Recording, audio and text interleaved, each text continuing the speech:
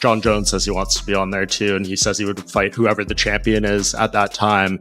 But would you be okay with him coming back and potentially winning that belt again? And you might have to go through. Well, it's not even about him winning the belt. I felt about him. I can't risk putting him in big positions in a big spot and have something go wrong. Yeah, especially the White House card. Training partner has just got to the UFC, so like he's potentially like 2 or 3 wins away from like a title shot. I would be like, I'll vacate it and he can have his time. You know what I think about that before you even ask me. I hate that. Tom didn't want to continue in the fight. Tom didn't want to continue in the fight. I mean, could you imagine if you're Tom Aspinall listening to that? The MMA world is buzzing with controversy as reports suggest Dana White has lost his cool after Jon Jones and Tom Aspinall started revealing some uncomfortable truths about the UFC. For years, fans have accused Dana of showing favoritism, standing firmly behind Jon Jones despite failed drug tests, arrests, and cheating allegations. Through every scandal, Dana defended him. But now things seem to have shifted. Dana has apparently turned against Jones, admitting he no longer trusts him enough to headline what's being called the biggest event in UFC history, the White House card. Despite Jones being hailed as an American GOAT, Dana is refusing to let him fight on American soil at this landmark event. Well, it's not even about him winning the belt. I mean, I felt about him. I can't risk putting him in big positions in a big spot and have something go wrong. Fair enough. Yeah, especially the White House. Out there, let's just spell a couple of them. First and foremost, are you retired? I am not retired. I'm actively training 5 days a week, and I'm in the UFC's drug testing pool. Great. And what's the status of the fight at the White House? I don't really know. It's kind of out of my control right now. I'm training for the event. I'll be ready for the event. That's my goal. That's my intention. But ultimately, it's up to the boss. Something isn't adding up. According to Jon Jones, the real issue lies in secrets Dana White didn't want exposed. Jones claimed he told Dana months ago that he had no plans to fight Tom Aspinall and intended to vacate the titles. But the UFC chose to stay silent about it. I mean, I just feel like anybody would understand at this point. Like, I'll retire the heavyweight belt if I have to. It's like, dude, give the guy what he wants at the end of the day, And I'm not talking to Dana directly. I feel like I'm at a place now where, I want to take what I find to be super fights. I don't want to fight dangerous up-and-comers anymore. I want to fight dangerous, established champions. So Tom can have the heavyweight championship. I don't really care about it. That my body doesn't lie in belts anymore. I've created something much bigger. But there is this thing that's always followed your career where, like, even before you got in the UFC, you couldn't seem to get fights, right? People didn't want to fight you.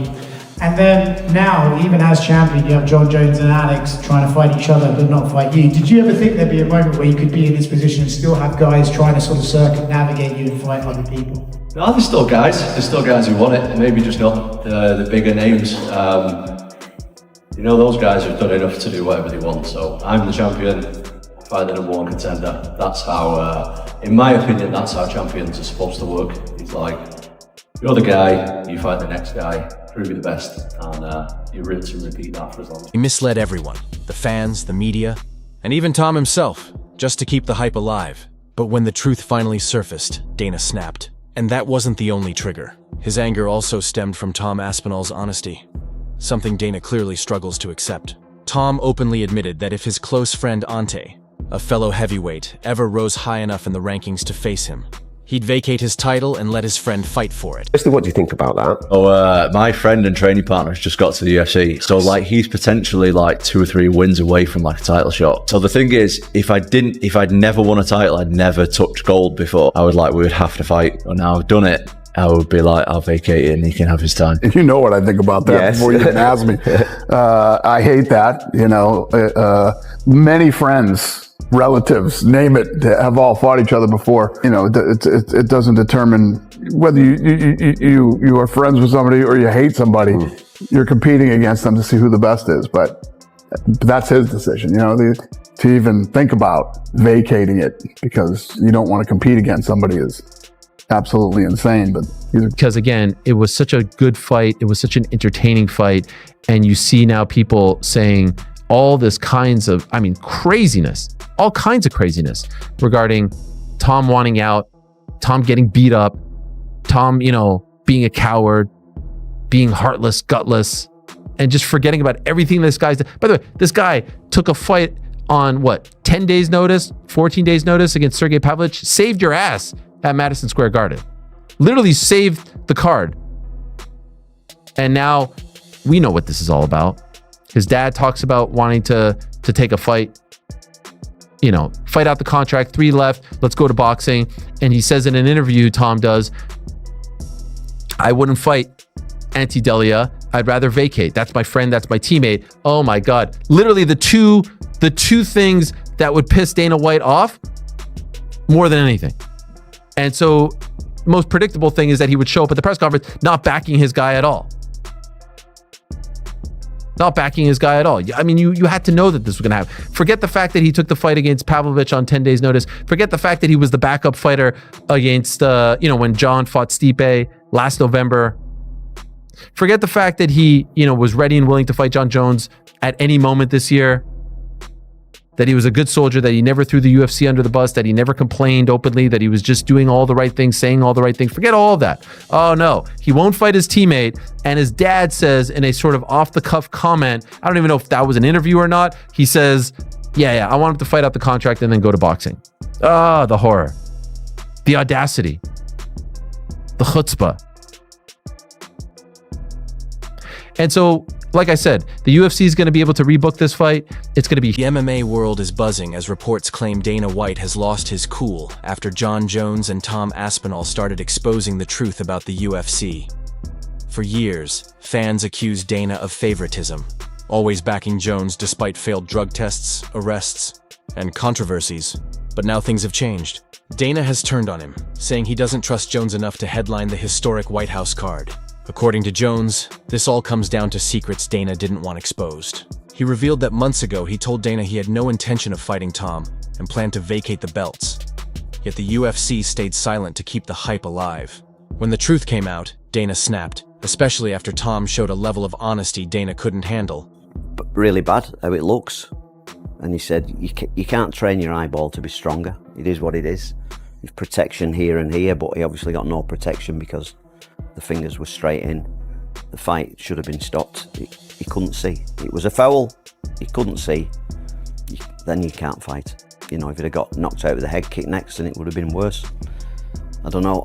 And then he said, sometimes when your eyes here like that, it can become displaced and stay there. And they did a few tests on that, and they said it doesn't seem like that.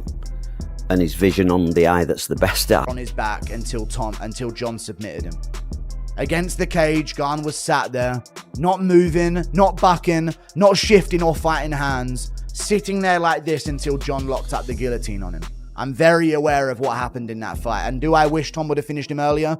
I do, without resistance. That was the ideal circumstance for Tom Aspinall, was to finish Cyril Garn with no resistance in the first round. I think we see an overconfident Garn in the rematch, and I think Tom smokes him, but Tom was raging. So there's an emotional aspect to this rematch now that I'm worried about, because I've been looking for Bully Tom to make an appearance for a very long time, you guys. For a very long time, I've been waiting for Bully Tom to make an appearance. And he made the appearance on, what the fuck you guys booing me for? He genuinely made an appearance in the post-fight speech. The fuck you guys booing me for? I got fucking double eye poked. A double eye poke landed. Insane. Crazy. Horrible result for the main event. Worst case scenario. All things come together. It's weird how MMA works, is it not? Dirtiest fighter on the heavyweight roster, Cyril Garn, constantly cheats every single fight. He's a dirty little French cunt.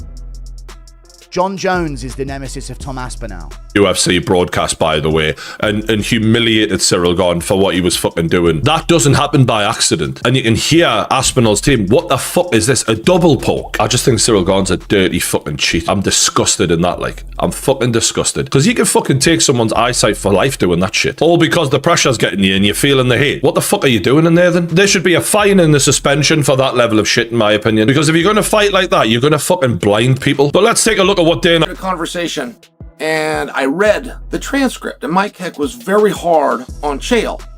Now Mike gets a pass because Mike always backs Chael. So the fact that Mike was saying, hey, Chael, you got this right, it kind of made me listen. I kind of pay a little bit more attention because I know how supportive he has been. And Tom's stock going down. Let's take a look at that. So let me give you some numbers, okay? Numbers don't lie. My partner's DraftKings had Tom at one point, and it was, you'd have to check the chart, it was a spike in the graph, but they had him on fight day a 3.5 to 1 favorite. It did not close at that. But Tom actually went up, became a larger favorite after the face-offs at the weigh-in. Okay. When the fight goes off, he was actually inside of 3 to 1. But let's just call it 3 to 1. When my partners at DraftKings come out with a new line for the fight that is eventually going to take place, it's going to be close.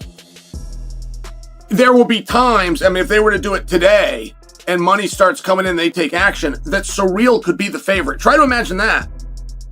So when we talk about Tom's stock dropping, that's a very tough claim. I mean, on those hands, a guy that was a 3.5 to 1 favorite that is now the underdog, you'd think that his stock dropped. But the anticipation to see Tom versus Surreal was very small, guys. That pay-per-view. No message, no statement, no concern. It's clear he's no longer protecting fighters, only himself. Tom and Jon have exposed how the UFC twists narratives, hides the truth, and neglects its own champions. After waiting over a year to fight, Tom was humiliated and called a quitter by his own boss during a medical emergency. Now the world sees the pattern. Just like Francis Ngannou walked away from Dana's disrespect, Tom Aspinall might be next.